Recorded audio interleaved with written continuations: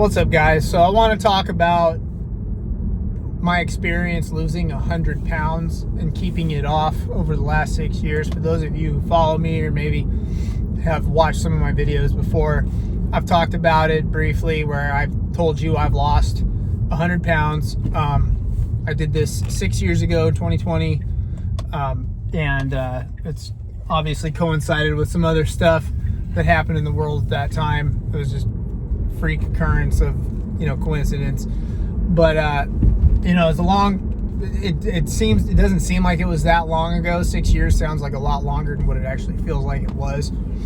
But I just kind of wanted to unpack all that and talk to you, because I know a lot of you out there are having similar weight struggles, health struggles, and things like that, and you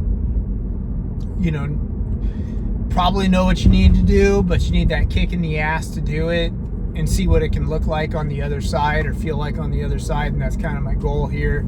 Just some of the lessons I've learned along the way, because I did it all trial and error. I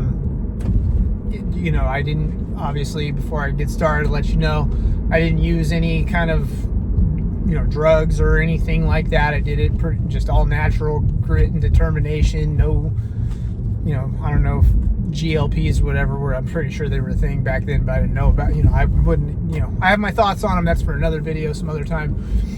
But it was just, trying different diets, different experimental, experiments running on myself and seeing what worked and how my body responded and what it didn't, switching things up along the way. And I just want to kind of unpack all that and maybe save you guys some time or give you some inspiration. I don't know what my goal is here or what you're going to take away from this, but I hope it's something. So I'll just get into the story real quick, which I've told a million times, but why not just unpack it all again. So I was in a bad spot. I was getting up to that point where I was about to see a 3 in front of my weight on the scale, which I was not excited about, not happy with myself about. I was a former Air Force guy, military guy, got out, and like a lot of guys do, they get out of the military and they let the weight creep up over the course of some years. In my case, it was 6 years. And like towards the end of my career, I'm starting to get older. I'm in my mid to late 30s, and I'm starting to, for a military guy, putting some weight on, still, having to keep certain standards and stuff. But I was looking like a guy who was about to get out and blow up. And that's exactly what happened. Got out, got lazy. A lot of military guys have this mindset. We wear it like a badge of honor. I'm going to get out and I'm going to grow my beard and I'm going to get fat and I don't give a shit. I'm not going to run anymore. And I can eat whatever I want. No more PT tests and the whole deal. Which is, looking back on it in hindsight, it's a shitty mentality. And if you're a military guy getting out, I recommend that you reframe your mindset and think of ways that you're going to improve yourself, not let yourself go just because you can. But a lot of guys do that. I don't think I actively said that or anything. I definitely was going to not be as motivated, but I didn't expect myself to just completely let myself go like I ended up doing. And like I said, I ended up putting on probably about 60 pounds over the course of time, 70 pounds, something like that. I think I was in the 230 range when I got out. Ended up, like I said, I'm almost creeping up to that 300. Maybe closer to like 50 pounds, something like that. And I'm seeing that 3 never happened, thank God, but it was getting there. You know what I mean? I was 10, 15 pounds away from it. And that was not something that was acceptable to me. The point I got to wasn't acceptable to me, or shouldn't have been, but yet there I was. Did not care about what I ate. I worked out still, when I could get a workout in, or I'd go through like couple months of working out, and then because I was fat and out of shape, throw my back out, get a little knee injury, and then take like months off. And you know what I mean? So my workout schedule was not consistent. I was unhealthy. I was definitely feeling it in the joints. And I started dealing with some other issues, some chest pains and stuff like that, which I thought were far more serious than they actually were. Ended up going to the hospital thinking I was having a heart attack and being told it was indigestion, acid reflux type stuff, which is embarrassing as hell to even talk about, but it is what it is. I'm going to be brutally honest with you guys on here. So, you know, I had been planning on trying, and I had done different diet type things and lost some weight. I'd get on some kind of diet and lose 30 pounds, count calories for a while, try some kind of, I'd do fasting and things that I ended up adding into my toolbox, because that's what this all is you find different things that work and add them to a toolbox, right? And I'd lose 20, 30 pounds here and there and gain it all back and stuff like that. In 2020, I had enough. And then, the world kind of shuts down. And I was working with a lot of guys at the time that were all going on like keto and stuff like that. And I didn't know if like low carb was going to be right for me. I was an avid craft beer enthusiast and all this kind of stuff. And I love going out. I was a food guy, big time food guy. Obviously, who gets fat when they're not a food guy, right? But it was like, do I give all this stuff up? How am I going to give all this stuff up? And blah, blah, blah. But I'd been doing research on like keto and stuff like that, because I'd seen a lot of guys I worked with have great results with it. And that ended up leading me, you go down the keto path for so long, you're going to get to the carnivore kind of space. And I ended up there seeing, carnivore stuff on like Joe Rogan and things like that. Sean Baker's interview and all that kind of stuff. If you don't know who he is, you can look him up. He was on Joe Rogan, and that's what kind of really kicked off this kind of carnivore phase, trend, or whatever you want to call it, lifestyle, diet, whatever. And I kind of was like, well, I love meat. I was definitely not going to go like vegan or anything like that. Keto was interesting to me, but I knew like protein was really important. And like I said, I love meat. I love barbecuing. I love steak. Steak's my favorite food. Burgers, the whole deal. So I said, I'm going to just try this carnivore thing. And I was planning on doing it on my birthday, which is in the springtime. And circumstances happened. Ended up having this health scare, like closer to like February, late January, early February of 2020. Like I said, right before all this other stuff in the world kicked off. And I said, to hell with this, I'm going all in now. So I went, like the day I was in the hospital that morning, that day, I went on the carnivore diet. And my results were like instantaneous. Like, it was so fast. It was within like, a week of feeling better. Huge differences, starting to see, losing water weight on the scale, because that's the initial weight loss. You lose a shitload right off the bat, and it's water weight. Okay. But the feeling, like, inflammation's kind of going away and things like that. And I was like, oh, this is great. I'm going to try this. Like, I'm going to stick to this. And I did, for the most part. I was doing pretty good on it. I think my first real like big cheat day was my birthday, which ironically was when I was going to kick this thing off. And that ended up being my first cheat day, and I splurged on Mexican food on my birthday and ended up just absolutely feeling like crap after eating it. Just horrible mistake. Gained like 5 pounds and hated myself. And then of course the 5 pounds was just like water, glycogen, stuff like that. It was gone within like 2 days. Which is another lesson learned about cheat days that I'll get into. But, and I just kind of stayed the course. I would have periods of time where I would get off of the carnivore diet and try something else and have great results with those as well from a weight loss and fitness standpoint. Not always so great in how I felt. And like I said, all these different diets and methodologies and stuff, I am not dogmatic about anything. I am not like the only way to do this. There's a million ways to do this. There's not just one way to lose weight and get your health back and get in shape. There's 100 1,000 different ways to do it. There's basic core principles that are the things that work. But all the different diets you can try it. You can live on any diet and lose weight on it as long as your calories are, you know what I mean, you're burning more than you're eating. But, I'd get off carnivore for a while, either, early on, the societal pressure of it, like people, pressure from family and stuff, when I was not as strong-willed in it as I am now. And I would try other things that, like I said, would work.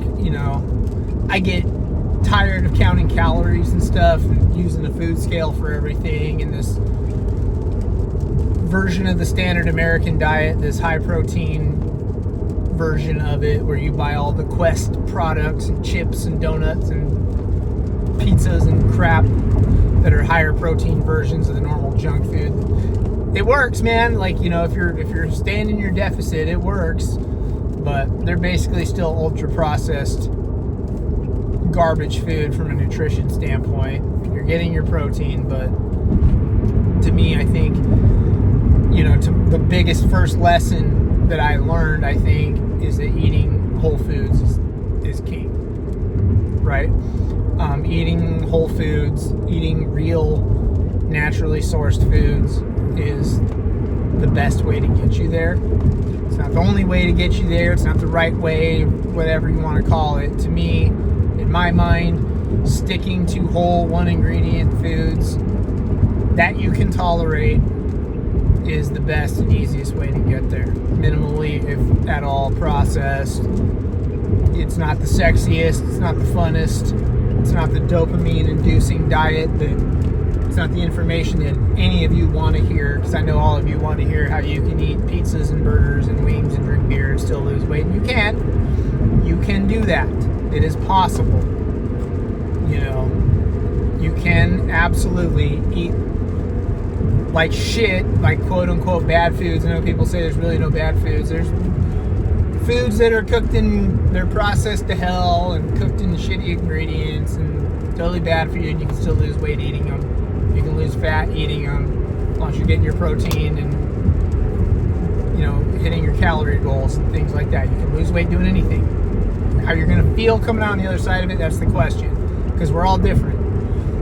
And to me, the way I feel physically is as big a deal as the weight loss. What I'm going for here, what my overall goals are, is longevity and the ability to be active and feel young.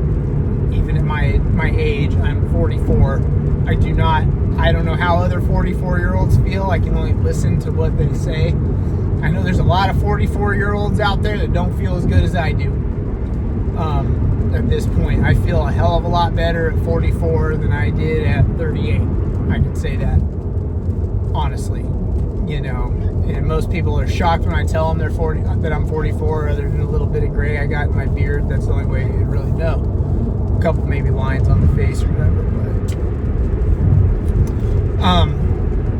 so yeah, my first thing that I realized is that I could continue to lose weight switching up my diet. So I learned there's no one right way to do this.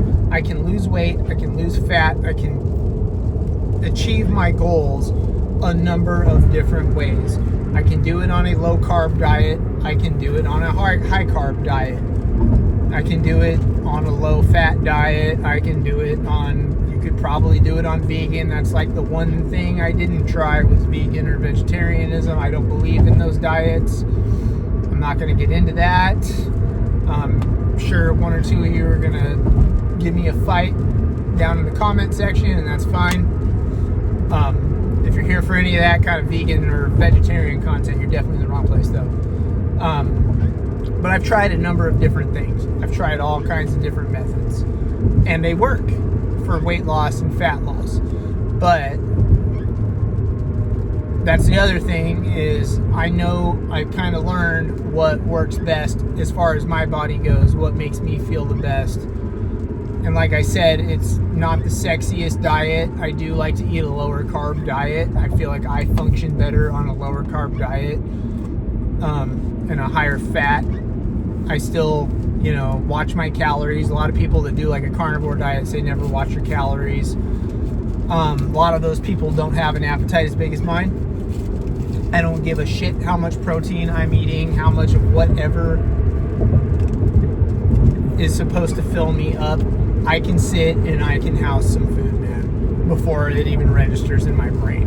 It's the way I eat. Like I said, came up in a military active environment,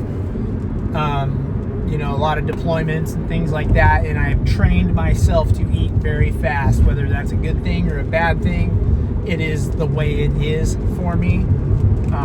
The way I came up is like, we gotta hurry up, you get your shit done, and you do it now. And I learned to eat very fast. I am always the first person done eating, no matter what environment I'm in. I catch a lot of heat on it. How do you even enjoy your food? Don't worry, I enjoy it.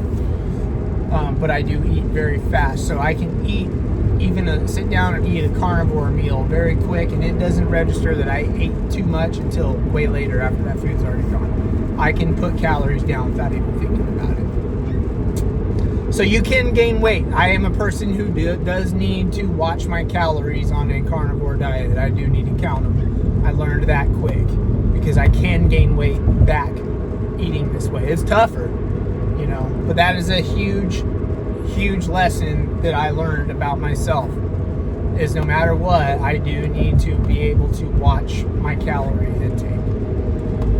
And one of the tools that I have found benefits me a lot in that regard, in controlling my intake and controlling, because I am like a lot of you, I get absolutely sick of counting my calories. I get sick of the tediousness of it. I get sick of having to break out my food scale and measure my food out. I'm married and I have multiple kids, and sometimes I don't get to control everything depending on who's cooking and things like that. And trying to sit there and do the headache and the mental gymnastics of trying to figure out what's in what and how much I've got to weigh this thing out and never really being sure. I try to be in control of my food intake as much as I can. But we don't live in a perfect world. And so I incorporate fasting as a tool a lot. Fasting was something that was a huge godsend to me when I found it, as much as any kind of diet that I have tried and been on. And like I said, I believe in a lot of them. They all work. You can make them work for you. I'm not a person who gets down on you about it. I know it works for me. But incorporating fasting gives me a lot more flexibility if I'm not able to measure my food, or if I'm stuck going out, which I am not a huge fan of going out to eat anymore. I used to be the biggest fan of going out to eat. And the more I think about not being in control of what goes into my body, the farther I get into this, I am just not the biggest fan in the world of eating out anymore and giving up that control. It's just something I've done a lot of thinking on. I don't like seeing how my food is, or I don't like eating food that I did not get to see how it was prepared. It's become a thing. It's something I never thought about for damn near 40 years of my life, you know what I mean? And it's become just part of my reality. I will go out and eat now and then. Like I said, I got a family and they expect to be able to go out and eat once in a while, and sometimes life just happens, you have to. But I prefer to eat my whole foods at home, prepared the way I like. I can cook a steak now better than I've ever been able to cook or had a steak in a restaurant. I'm telling you that right now. In my opinion, anyway. So that's another lesson, or another thing that's changed for me. Is just not a huge fan of going out, and learning that it's okay for me to go without food for a period of time. I've tried multiple different fasting methods. I have tried OMAD. I don't mind OMAD. I have a lot of days where it's like too much. It's not too bad though. I can make it work. Especially once I get past the whole ghrelin hunger hormone stage, where you're getting used to it. It's rough. I've done alternate day fasting as well. I do like that method as well. You fast for one whole day. It's a similar thing. You got to gut through the process of getting used to it. It's tough. But you kind of end up with more meals, and the break is better than like OMAD, because OMAD you're kind of building up to it all day, and then you get that one big meal at the end of the day, and then as soon as your 1 hour window's over, you're back on waiting till tomorrow. Where alternate day fasting, you break all day, you don't eat for that whole day, and then the next day you kind of just, I don't want to say the words pig out, but you have a hell of a lot more freedom and flexibility to eat however much you want. Or you can even just do a couple days a week where you don't eat. You fast for like 2 non-consecutive days a week, and then limit yourself to, you can still be in a pretty decent caloric surplus the other days, and you'll still overall be in a calorie deficit. And these all work well with different diet styles too, these fasting methodologies and stuff. And like I said, these are all just tools, man. You just throw them in the toolbox. Another lesson, the protein thing, very real. I just find you gotta eat protein. I think protein is essential, and I've always known that. I've always been a weightlifting guy, so I've always drank protein shakes and all that kind of crap. I try to avoid that now and try to get as much protein as I can from my actual food. I prefer just to eat my protein, but if you're lacking in some way, a shake is a good way to supplement it as needed. I think a lot of you guys, or a lot of people, use it as a crutch and kind of overdo it on the protein shakes when you should be trying to get it from your actual food. But that's probably for another video as well. But the protein thing's very real. I'm a huge advocate of protein. The best rule of thumb that you always hear out there is a gram of protein per pound of body weight. I know that's kind of, do you really need that much? I know some of you guys even go over that. Fine, you know what I mean? Just don't let it affect your other, don't kill off one dietary need for the sake of another, for overdoing it on another one. Because I believe fat is highly necessary as well. That's where I enjoy the carnivore diet the most, or like a keto type diet or something like that. I like carnivore more than I like keto. But the fat intake, I've noticed when I've tried, because the easiest thing to do when you're counting calories, because fat is the highest caloric density of any of the macronutrients. A lot of people focus on carbs and cut out a lot of fat, and that saves on calories, and you can kind of eat more food that way. Because protein and carbs have a lot less fat. I can do it for a little bit and I start feeling awful. I get tired, I get lethargic. I start to, my focus and concentration kind of go down. My mental energy kind of goes down when I've tried to cut out the fats and up the carbs and try these, modified, if it fits your macros style, bro diet, whatever you want to call it. It's basically the standard American diet, but just a higher protein version of that, lower fat. And I ended up just going in the tank, like my energy goes in the tank. I get all my blood tests done every year. I don't, it's not like I don't get low testosterone or anything like that, I don't think. Usually I've tried it for a little bit, and usually by the time I get my blood test again, I've been back on carnivore for a while, or some kind of like higher fat diet, and it bounces right back. But to me, my body just runs better on a higher fat diet. So that's it. One last lesson: however much you think you got, however far you think you have to go, however much body fat you think you're carrying, you probably have more than that. That's the biggest lesson I learned. You set a goal and you're going to stick to it, and then you realize you still have a ways to go. So we're kind of going over here, guys. I'll wrap this one up, but I just wanted to kind of go over some of my lessons learned from losing 100 pounds. And I'd love to keep talking to you guys about it and helping you out with your journeys. More to come. Hit me up in the comment section with any questions or anything. Like, subscribe, all of that, and I'll catch you in the next one. Later.